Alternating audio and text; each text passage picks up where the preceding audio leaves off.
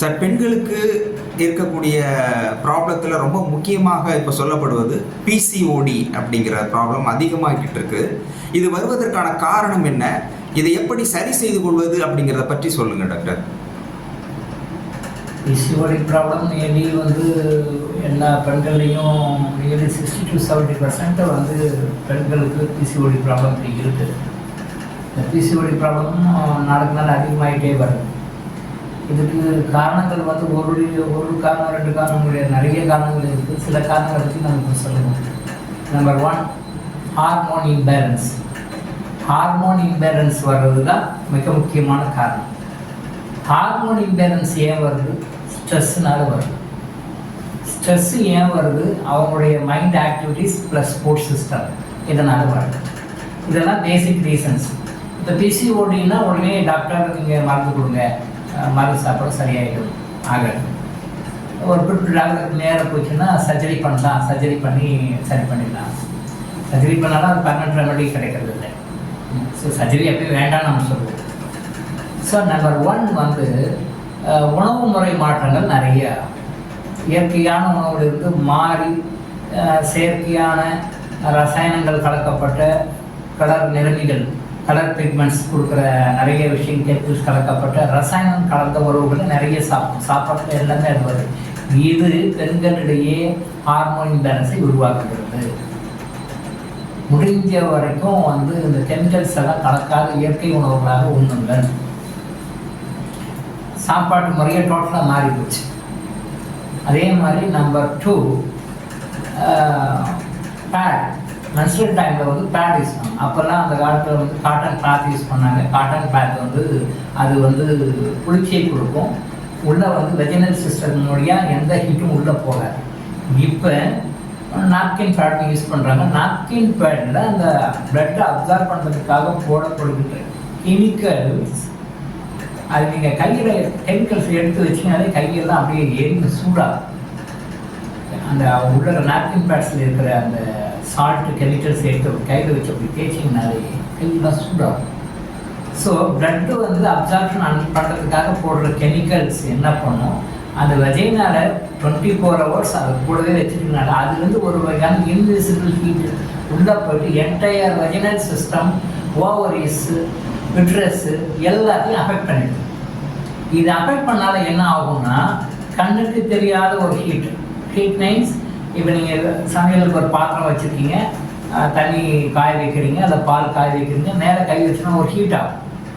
நீங்கள் அந்த ஹீட்டை பார்க்க முடியாது, but you can feel that heat. அது சென்சஸ் பண்ணலாம் இல்லையா? சமையல் அடுப்பில் தண்ணியோ பாலை வச்சுருக்கீங்க, மேலே கை வைக்கிறீங்க, அந்த ஹீட்டு சென்ஸ் பண்ணுவீங்க. ஆவியாக வரும் இல்லையா? அந்த ஹீட்டு அந்த ஹீட்டை எப்படி சென்ஸ் பண்ணும்? அதே ஹீட்டு இங்கே ஜென்ரேட் ஆகும், பேட்லேருந்து ஜென்ரேட் ஆகும். இந்த பேடு ஜென்ரேட் ஆகும்போது அது உள்ளே போய் கொஞ்சம் கொஞ்சமாக விட்ரஸு, ஓவரிஸு இங்கே எல்லாமே போயிட்டு அப்படியே பரவி அந்த ஹீட் போய் உள்ளே போக என்னாகும், அது உள்ளே நொந்து போகும். ஓவர் ஹீட் ஆச்சுன்னா என்னாகும், நைந்து போகும்னு சொல்லுவது, நொந்து போகும். அந்த நொந்து போகும்பொழுது தான் இந்த மாதிரி காம்ப்ளிகேஷன்ஸ் எல்லாம் வரும். ஸோ 50% ரீசன் அவங்க யூஸ் பண்ணுற நாப்கின் பேட் தான். இந்த நாப்கின் பேடை யூஸ் பண்ணாமல் அவங்க என்ன தான் ஹெல்த்தி ஃபுட் சாப்பிட்டாலும், என்ன தான் விட்டமின் டேப்லெட் சாப்பிட்டாலும், வேறு என்ன டைப் ஆஃப் யோகா, ஜிம்மு, என்ன ட்ரீட்மெண்ட்டு, என்ன யோகா முறையில் என்ன ட்ரீட்மெண்ட் எடுத்தாலும், ஜிம்முன்னு பண்ணி என்ன பிசிக்கல் எது எடுத்தாலும் நாப்கின் பேடை மாற்றாத வரைக்கும் இந்த பிசிஓடி பிரச்சனை 100% வெளியே வர முடியாது. இதுதான் உண்மை. இதை யாரும் சொல்கிறது கிடையாது, சொல்கிறதுக்கு யாரும் ஆளும் கிடையாது. அப்படி சொன்னால் கேட்கறதுக்கும் யாரும் ஆளும் கிடையாது. பட் இதுதான் உண்மை, இதுதான் ஃபேக்ட்.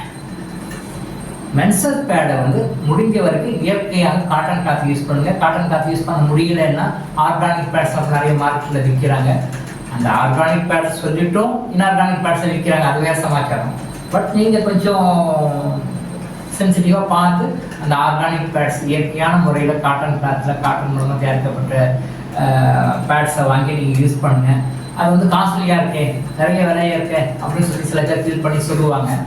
அப்போது இந்த மாதிரியான லோ ப்ரைஸில் விற்கிற மார்க்கெட்டில் டிவியில் ஆட், இல்லை மற்ற மீடியாஸில் ஒரு ஆடை பார்த்து வாங்குகிற பேடை நீங்கள் யூஸ் பண்ணி அதனால் உங்களுக்குள்ள காம்ப்ளிகேஷன்ஸ் அதுக்காக டாக்டர்கிட்ட ட்ரீட்மெண்ட் போயிட்டு அதுக்கு செலவு பண்ணிட்டு அதுக்கு சர்ஜரி அதுக்கு ப்ராப்ளம் சஃபரிங் செலவு அப்படி பண்ணிட்டு இருக்கிறதுக்கு உண்டான காஸ்ட்டை கம்பேர் பண்ணும்போது இதுக்கான செலவு பண்ணுற காஸ்ட் உங்களுக்கு கம்மி தான், 100% கம்மி.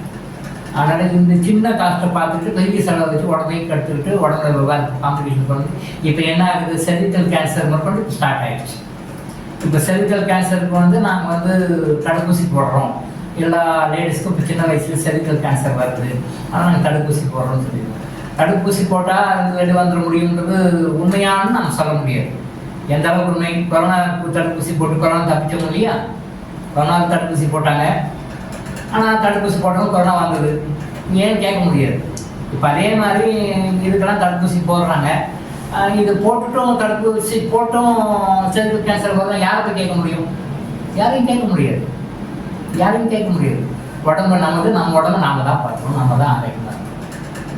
ஸோ அதனால் நம்பர் 1 வந்து இந்த மென்சுரல் பேடு வந்து அவாய்ட் பண்ணி வேறு பேடு யூஸ் பண்ணுங்கள், ஆர்கானிக் யூஸ் பண்ணுங்கள், காட்டன் பேடு யூஸ் பண்ணுங்கள், காட்டன் கிளாத் யூஸ் பண்ணுங்கள்.